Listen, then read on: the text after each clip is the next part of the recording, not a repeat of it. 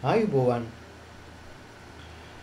දින 12ක් ගත වී ඇතත් තවමත් ප්‍රතිකාර කිරීමට නොහැකි වූ වනාලියා සැරිසරණ ප්‍රදේශයේ සහ දක්නට ලැබෙන වේලාව නිවැරදිව කිහිප අවස්ථාවක් 1992 අංකය මත ලබා දුන්නත් තවමත් ප්‍රතිකාර කිරීමට නොහැකි වීම කනගාටුවට කරුණක්.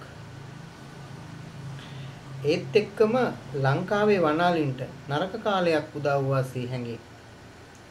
පරිසරවේදීන් සහ ඡායාරූප ශිල්පීන් මෙතරම් හඬක් නගද්දී වනාලින් හට මෙවැනි ඉරණමක් අත්වී තිබෙන්නේ ඇයි?